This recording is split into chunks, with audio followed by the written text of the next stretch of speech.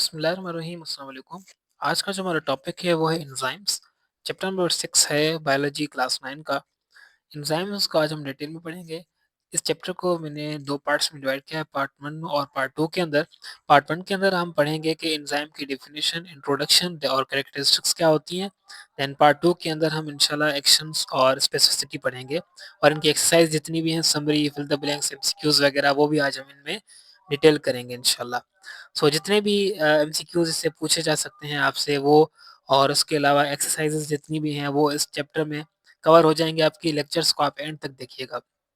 So start करते हैं without wasting any time. आपका एंजाइम क्या होता है, सबसे पहले ये थोड़ा-सा डायग्राम आपको समझा दूँ मैं, देन आपको आगे समझ में आ जाएगा।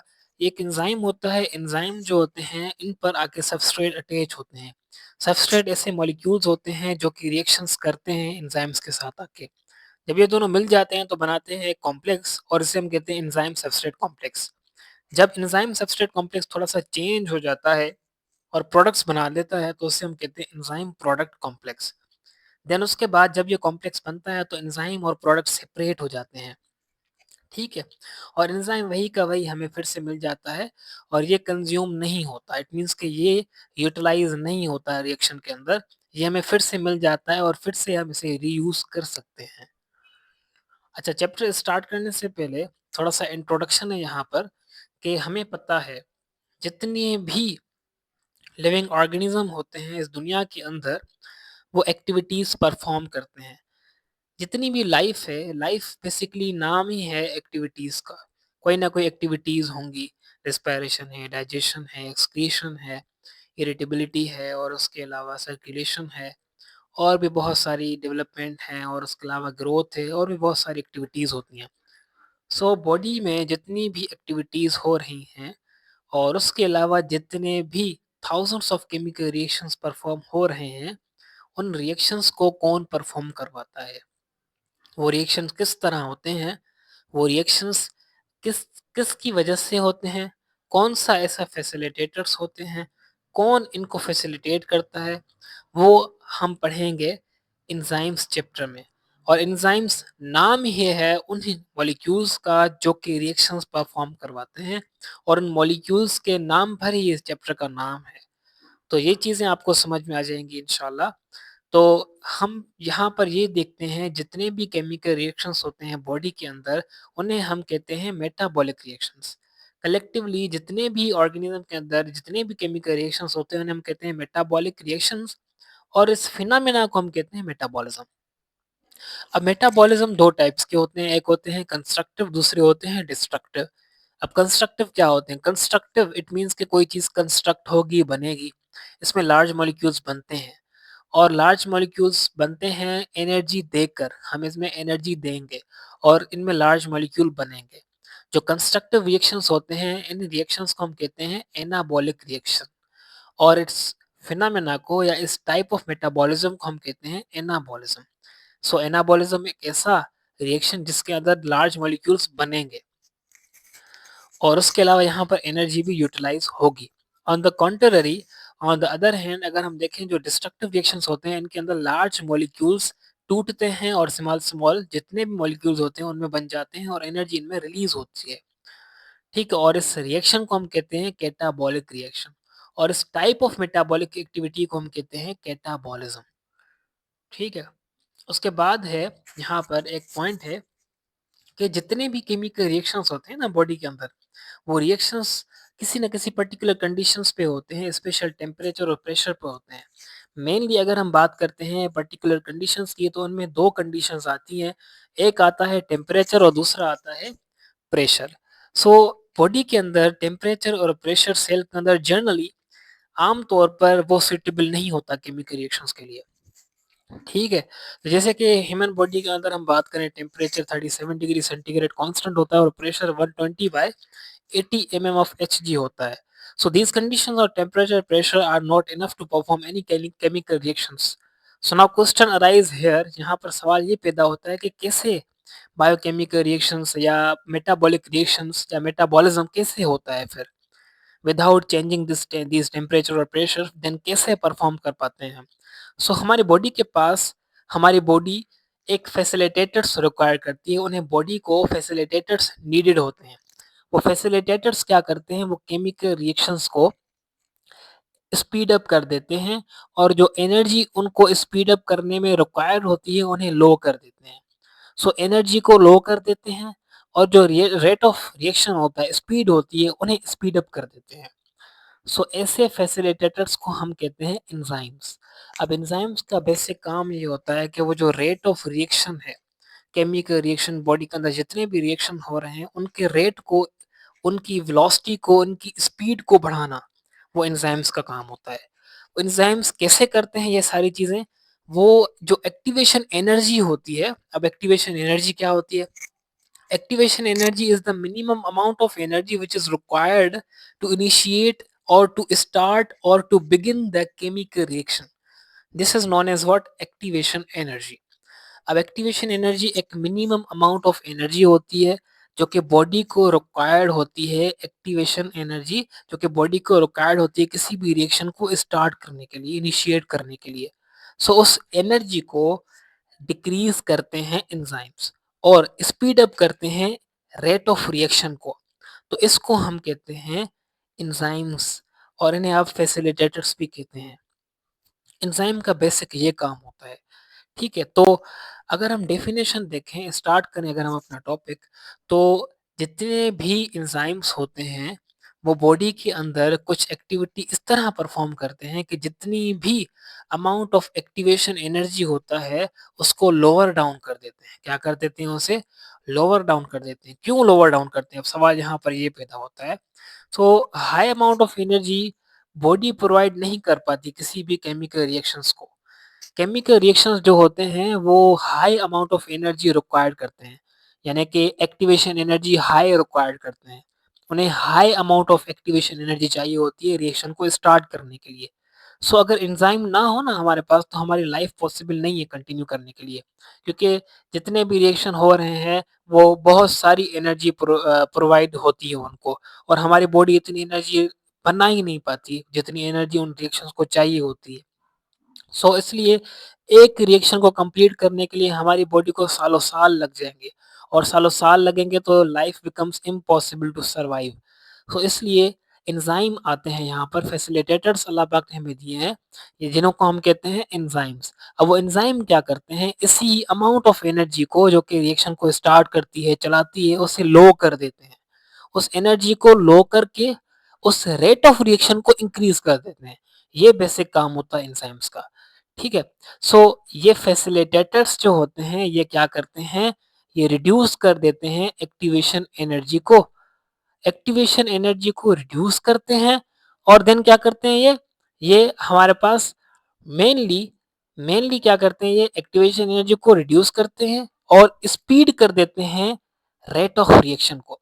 दो चीजें हैं आपने याद रखनी, एक्टिवेशन एनर्जी को रिड्यूस करते हैं और स्पीड अप कर देते हैं रेट ऑफ रिएक्शन को।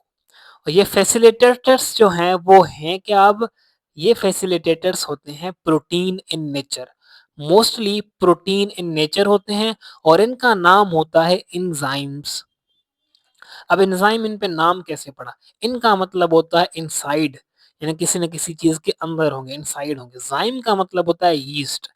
अब इसका नाम जो है वो इस तरह पड़ा कि जब हम यीस्ट को इंट्रोड्यूस कर रहे थे एक फ्रूट सेप के अंदर, फ्रूट सेप यानी कि सेप हम कहते हैं फ्लूइड को, ठीक है, तो फ्रूट सेप एक होता है, उसके अंदर हम यीस्ट को इंट्रोड्यूस कर रहे थे अगर, तो जो शुगर था वो कन्वर्ट हो रहा था अल्कोहल के अंदर। अब यहाँ पर जो एंजाइम होते हैं एज अ बायोकैटलिस्ट यूज होते हैं। अब बायोकैटलिस्ट क्या करते हैं, फैसिलिटेट करते हैं केमिकल रिएक्शंस को bye lowering the activation energy. Activation energy को लो करके ये क्या कर देते हैं, रेट ऑफ रिएक्शन को इंक्रीज कर देते हैं। सो एंजाइम क्या होते हैं, बायोकैटलिस्ट होते हैं, और बायोकैटलिस्ट क्या करते हैं, बायोकैटलिस्ट रेट ऑफ रिएक्शन को इंक्रीज कर देते हैं। अब कैटलिस्ट केमिस्ट्री के अंदर ये होता है कि वो रिएक्शन को इंक्रीज करता है। बायोकैटलिस्ट का मतलब होता है कि जो लिविंग ऑर्गेनिज्म के अंदर जो केमिकल्स हैं, जो एंजाइम्स होते हैं, वो रेट ऑफ रिएक्शन को इंक्रीज करते हैं और लोअर करते हैं एक्टिवेशन एनर्जी को। एक्टिवेशन एनर्जी को लो करके जितने भी जितने भी रिएक्शंस होते हैं उनको स्पीड अप कर देते हैं। दो चीजें यहाँ पर आपने याद रखनी है, एंजाइम बायोकैटलिस्ट हैं और उसके अलावा लोअर कर देते हैं एक्टिवेशन एनर्जी को, और उसके अलावा स्पीड अप करते हैं रेट ऑफ रिएक्शन को। एंजाइम नाम इसलिए पढ़ा क्योंकि ये हमें पहले मिले थे ज़ाइम में, और ज़ाइम हम कहते हैं यीस्ट को, यीस्ट में मिले थे। जब हमने यीस्ट को इंट्रोड्यूस किया फ्रूट सेप के अंदर, तो उसने कन्वर्ट कर दिया उस फ्रूट सेप को अल्कोहल के अंदर। तो इस तरह हमें पता चला कि ये कोई ना कोई ऐसा मॉलिक्यूल है जो कि रिएक्शन करवा रहा है। अब एक फ्रूट सेप था, वो कन्वर्ट हो गया अल्कोहल के अंदर, इट मीन्स के एंजाइम जो है, एंजाइम जो है वो यीस्ट के अंदर जो था, वो एक ऐसा मॉलिक्यूल है जो कि रिएक्शन परफॉर्म करवा रहा है, इसलिए इन पर नाम पड़ा एंजाइम। इन पर नाम पड़ा एंजाइम। यीस्ट के अंदर कोई एंजाइम, यीस्ट के अंदर एक ऐसा मॉलिक्यूल है जो कि कन्वर्ट करवा रहा है फ्रूट सेप को इनटू द अल्कोहल। सो जो जितने भी एक्शन ऑफ एंजाइम होते हैं बायोलॉजिकल रिएक्शंस के अंदर to proceed rapidly at the low temperature और प्रेशर, सो जितने भी एंजाइम होते हैं ना, वो मेनली लो टेम्परेचर और लो प्रेशर पर काम करते हैं। ये आपने याद रखना है, ये इनके लिए टॉलरेबल होता है। लिविंग ऑर्गेनिज्म के लिए मेनली जो लो टेम्परेचर है और लो प्रेशर है, मेनली इस पर एंजाइम जो है वो रैपिडली अपना फंक्शन परफॉर्म करते हैं। So allow biological reaction, the action of enzyme allow biological reaction to proceed at the relatively low temperature and pressure tolerable by the living organism. जितना organism temperature को sustain कर सकते हैं, वो temperature, ऐसा temperature जिसको mainly pressure को और temperature को mainly जो organism sustain कर पाए, tolerate कर पाए, उस temperature के अंदर ही enzyme अपनी activity perform करते हैं। एंजाइम जो होते हैं वो जनरली बायोकैटालिस्ट होते हैं, इट मींस के वो रेट ऑफ रिएक्शन को इंक्रीज करते हैं। मोस्टली इनकी जो नेचर होती है वो प्रोटीन इन नेचर होते हैं, और इनकी जो एक्टिव साइट होती है और इनकी जो साइट होती है बेसिकली वो थ्री डायमेंशनल होती है, और बनी हुई होती है फोल्डेड ऑफ अमाइनो एसिड की with a specific shape. Specific shape के साथ तीन डायमेंशनल होते हैं ये, फोल्डेड ऑफ अमाइनो एसिड के साथ ये बने होते हैं। जनरली एंजाइम्स होते हैं वो प्रोटीन इन नेचर होते हैं। सो this sequence is determined by the sequence of amino acid healed by the bond. Bond जो होता है इनके जरिए इनकी शेप हम डिटरमाइन कर सकते हैं। जितने भी सीक्वेंस ऑफ अमाइनो एसिड होते हैं उनकी सीक्वेंस को देखकर, उनकी बॉन्ड को देखकर उनकी शेप जो होती है वो डिटरमाइन होती है। फॉर एग्जांपल यहाँ पर हाइड्रोजन बॉन्ड जो होता है वो यहाँ पर आपको बताया गया है कि टाइप ऑफ बॉन्ड होता है जो कि पाया जाता है। एंजाइम जो होते हैं वो स्पीड अप करते हैं रिएक्शंस को by binding the reactants together and reducing the activation energy required to start the reaction. अब वही बात है, यहाँ पर एंजाइम जो होते हैं वो स्पीड अप कर देते हैं रिएक्शन को, और जब जो रिएक्टेंट होता है, रिएक्टेंट हम कहते हैं सबस्ट्रेट को, एस एक ऐसा मॉलिक्यूल जो कि एंजाइम के साथ आके अटैच हो, उसे हम कहते हैं रिएक्टेंट, या आप उसे सबस्ट्रेट भी कह देते हैं। जब ये दोनों मिलेंगे आपस में तो एंजाइम क्या करेंगे, रेट ऑफ रिएक्शन बढ़ा देगा और एक्टिवेशन एनर्जी को कम कर देगा। तो इस तरह इस रिएक्शन को, इस एक्टिविटी को हम कहते हैं एंजाइमेटिक एक्टिविटी या एंजाइमेटिक रिएक्शन। अब जब एंजाइम स्टार्ट करता है केमिकल रिएक्शन, कैटालाइज करता है एंजाइम, क्या करता है रिएक्शन को स्टार्ट करता है जैसे ही, तो वो कैटालिट एक्टिविटी अपनी स्टार्ट कर देता है। इट मीन्स कि वो कैटालाइज करता है रिएक्शन को। कैटालाइज का मतलब क्या होता है, कैटालाइज का मतलब ये होता है कि वो अपने जो रिएक्शन होते हैं, सबस्ट्रेट होते हैं और एंजाइम होते हैं, वो आपस में मिलकर प्रोडक्ट्स में कन्वर्ट हो जाते हैं। अब इसका मतलब क्या होता है? इसका मतलब ये होता है कि जब एंजाइम और सबस्ट्रेट दोनों मिलते हैं आपस में, तो वो एंजाइम अपनी एक्टिविटी परफॉर्म करेगा, यानी कि कैटालिसिस करेगा। एक्टिविटी मीन्स कैटालिसिस करेगा, कैटालाइज करेगा रिएक्शन को।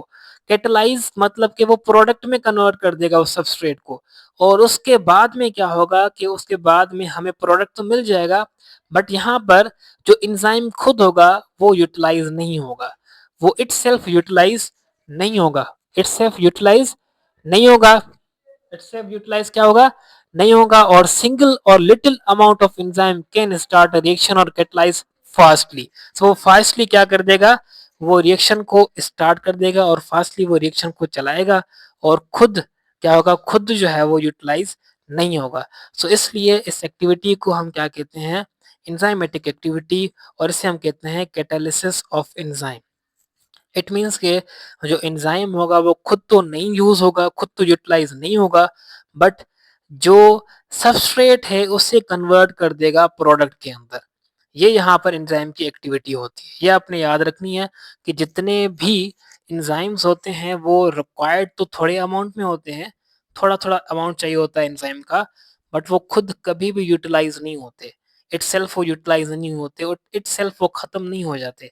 सिर्फ़ और सिर्फ़ करते ये हैं कि रिएक्शन को स्पीड अप कर देते हैं और एक्टिवेशन एनर्जी को लोअर डाउन कर देते हैं और जो प्रोडक्ट है वो बना के हमें दे देते हैं। ये काम होता है एंजाइम का और खुद कभी भी यूटिलाइज़ नहीं होते, खुद सिंगल और लिटिल अमाउंट में जो है वो चाहिए होते हैं किसी भी रिएक्शन को स्टार्ट करने के लिए और कैटलाइज़ करने के लिए फास्टली, फास्ट करने के लिए किसी भी रिएक्शन को फास्ट करने के लिए। सो इनकी जो प्रेजेंस होती है does not affect the property और एंड प्रोडक्ट। एंड प्रोडक्ट की प्रॉपर्टी को ये या उनकी नेचर को अफेक्ट नहीं करता एंजाइम। एंजाइम अपनी जो प्रोडक्ट्स बना रहा है उस प्रोडक्ट्स की नेचर को, उनकी कंपोजिशन को, उनके स्ट्रक्चर को, उनकी प्रॉपर्टीज को कोई भी इफेक्ट नहीं डालता। उसके बाद जो रिएक्टेंट होता है, रिएक्टेंट हम कहते हैं सबस्ट्रेट को, जो कि एंजाइम के एक्टिव साइट पर आके अटैच करे उसे हम कहते हैं सबस्ट्रेट। जैसे मैंने आपको यहाँ पर दिखाया था, ये होती है एक्टिव साइट जहाँ पर आके सबस्ट्रेट अटैच होगा और ये होता है सबस्ट्रेट। अब ये सबस्ट्रेट एक ऐसा रिएक्टेंट मॉलिक्यूल होता है जो कि आके यहाँ पर एक्टिव साइट पर बैठता है और ये जो एंजाइम होता है एक्टिविटी परफॉर्म करता है जिसे हम कहते हैं कैटालिसिस, ये प्रोडक्ट में कन्वर्ट कर देगा और खुद हमें जो है वो वही मिल जाएगा, यानी कि ये यहाँ पर यूटिलाइज नहीं होगा इटसेल्फ और यहाँ पर प्रोडक्ट्स हमें मिल जाएंगे। सो ये काम होता है एक एंजाइम का। उसके बाद दूसरी एंजाइम की कैरेक्टरिस्टिक्स यहाँ पर ये होती है कि ये जो होते हैं वो स्पेसिफिक होते हैं अपने काम में। इट मीन्स कि जो single type of amino acid होता है इनके एक्टिव साइट पर, यानी कि सिंगल टाइप ऑफ एंजाइम की जो एक्टिव साइट होती है वो सिर्फ और सिर्फ एक पर्टिकुलर ग्रुप ऑफ सबस्ट्रेट के साथ या पर्टिकुलर ग्रुप ऑफ रिएक्शन को वो परफॉर्म करेगा। इट मीन्स के एक एंजाइम एक ही रिएक्शन परफॉर्म करेगा, एक एंजाइम एक ही टाइप ऑफ सबस्ट्रेट के साथ अटैच होगा। इसको हम कहते हैं स्पेसिफिक इन नेचर या स्पेसिफिक इन देयर एक्शन। ये भी प्रॉपर्टी होती है एक एंजाइम की। उसके बाद स्मॉल पोर्शन ऑफ एंजाइम जहां पर जाके सबस्ट्रेट अटैच हो उस पोर्शन को, उस साइट को हम कहते हैं एक्टिव साइट। और the shape of active site is complementary to the shape of substrate. It means कि एक्टिव साइट जो होती है वो सबस्ट्रेट के जैसे होती है। सो एंजाइम इसलिए ही तो अपने नेचर में स्पेसिफिक होते हैं क्योंकि इनकी एक्टिव साइट उनके सबस्ट्रेट की जैसी होती है, कॉम्प्लीमेंट्री टू द सबस्ट्रेट होती है। So they are sensitive to even more a minor change in the pH or temperature or substrate concentration. It means कि जो एंजाइम होते हैं ना उनकी एक्टिविटी चेंज हो सकती है। कैसे चेंज हो सकती है या इफेक्ट हो सकती है किससे? अगर पीएच चेंज हो जाए या टेम्परेचर चेंज हो जाए या सबस्ट्रेट चेंज हो जाए तो इससे इनकी एक्टिविटी पर बहुत ज़्यादा असर पड़ता है। उसके अलावा कुछ एंजाइम ऐसे होते हैं जिन्हें कोफैक्टर चाहिए होता है। कोफैक्टर क्या है? अब ये एक नॉन प्रोटीन पार्ट होता है जो कि एंजाइम के साथ आके अटैच होता है। देन ये फर्दर रिएक्शन को और ज़्यादा स्पीड अप कर देता है। उसे हम कहते हैं कोफैक्टर। कोफैक्टर जो होता है वो ऑर्गेनिक भी हो सकता है और इनऑर्गेनिक भी हो सकता है। जो इनऑर्गेनिक होते हैं उनमें ज़िंक है, मैग्नीशियम है, आयरन है, मैंगनीज़ है, आयरन है, कॉपर है, पोटेशियम है, सोडियम है, ये सारे के सारे इनऑर्गेनिक होते हैं। अब जो ऑर्गेनिक होते हैं उनमें एनएडीपी और एनएडी है, एफएडी है, ये एज़ अ कोफैक्टर यूज़ होते हैं। अब जो कोफैक्टर जो कैटेगराइज़ होते हैं वो 2 टाइप्स में होते हैं। उनमें प्रोस्थेटिक ग्रुप भी आ जाता है। ये ऑर्गेनिक प्रोस्थेटिक ग्रुप ऑर्गेनिक होता है बट टाइटली पैक्ड होता है। अब जो कोफैक्टर ऑर्गेनिक होते हैं ना वो 2 टाइप्स के होते हैं। एक होते हैं प्रोस्थेटिक और दूसरे होते हैं कोएंजाइम। जो प्रोस्थेटिक होते हैं वो टाइटली बाउंड होते हैं एंजाइम्स के साथ। यानी इट मीन्स कि वो टाइटली एक बार बाउंड हो जाते हैं फिर उसके बाद वो डिटैच नहीं हो पाते। जो कोएंजाइम होते हैं वो भी ऑर्गेनिक ही होते हैं बट वो लूज़ली अटैच्ड होते हैं। वो क्या होते हैं? लूज़ली अटैच्ड होते हैं। उसके अलावा many enzymes work in a sequential manner, यानी कि ये जो काम परफॉर्म करते हैं अपना वो सीक्वेंस में काम परफॉर्म करते हैं और प्रोडक्ट्स हमें स्पेसिफिक प्रोडक्ट्स मिलता जाता है। दिस सीक्वेंशनल रिएक्शन और sequential manner of working of enzyme is known as metabolic pathway. इसको हम कहते हैं मेटाबॉलिक पाथवे। ये एंजाइम का सबस्ट्रेट को अटैच करना, प्रोडक्ट देना, सबस्ट्रेट को अटैच करना, प्रोडक्ट देना, this sequence of manner is known as metabolic pathway of enzyme. जो एक्टिविटी होती है एंजाइम की वो एनहांस होती है, बढ़ती है एक्टिवेटर्स के थ्रू, और एक्टिविटी ऑफ एंजाइम डिक्रीज़ होती है, वो इन्हिबिटर्स के थ्रू डिक्रीज़ भी हो जाती है। और जो इन्हिबिटर्स होते हैं, एक ऐसे मॉलिक्यूल्स होते हैं जो कि एंजाइम के साथ बाइंड करते हैं और डिक्रीज़ कर देते हैं एंजाइम की एक्टिविटी को। जैसे कि एंजाइम्स एक्टिविटी जो होती है कैन किल अ पैथोजन। अब यहाँ पर पैथोजन को जो किल करने की एक्टिविटी होती है, वो भी यहाँ पर एंजाइम की साइट जो होती है उसको ब्लॉक करवा देते हैं। उसकी वजह से जो पैथोजन होता है वो भी किल हो जाता है, वो भी उसको भी हम डिक्रीज़ कर देते हैं उसकी एक्टिविटी को। तो इस तरह यहाँ पर जो एंजाइम इन्हिबिटर्स होते हैं ना, वो क्या कर देते हैं, वो यहाँ पर एक्टिविटी को डिक्रीज़ कर देते हैं, ताकि एंजाइम जब अपनी एक्टिविटी परफ़ॉर्म ना कर पाए। सो उसके बाद यहाँ पर जो यूजेस होते हैं एंजाइम्स के, वो आप देखें तो एंजाइम्स के बहुत सारे कमर्शियल यूजेस होते हैं इंडस्ट्रीज के अंदर। Most commonly paper industry, food industry है, और ब्रेविंग इंडस्ट्री है, बायो डिटर्जेंट्स होते हैं। तो यहाँ पर हम इन्हें यूज़ कर देते हैं। सो जो सेलुलोज होता है वो पेपर इंडस्ट्री में यूज़ करते हैं, यहाँ पर एंजाइम सेलुलेज वगैरह यूज़ होते हैं। और फूड इंडस्ट्री के अंदर जो पिज़्ज़ा वगैरह हैं, बेकरी प्रोडक्ट्स, केक वगैरह जो होते हैं, इनके लिए यूज़ होते हैं यहाँ पर एंजाइम्स बेकरी फूड इंडस्ट्रीज़ के अंदर। ब्रेविंग इंडस्ट्रीज़ के अंदर बहुत सारे एंजाइम यूज़ होते हैं जो कि शुगर को कन्वर्ट करते हैं अल्कोहल के अंदर। और बायो डिटर्जेंट्स के अंदर बहुत सारे एंजाइम यूज़ होते हैं जो कि डिफरेंट टाइप्स ऑफ स्टेन को रिमूव करवाने के लिए यूज़ होते हैं। सो ये था आज का टॉपिक। इंशाल्लाह फर्दर हम इंशाल्लाह नेक्स्ट लेक्चर के अंदर कंटिन्यू करेंगे। आई होप सो आपको ये समझ में आया होगा। फिर भी अगर कोई क्वेश्चन हो आपको, कोई क्वेरी हो, तो आप कमेंट बॉक्स में पूछ सकते हैं। इंशाल्लाह मिलते हैं नेक्स्ट लेक्चर में, तब तक अपना ख्याल रखिएगा। अल्लाह हाफ़िज़।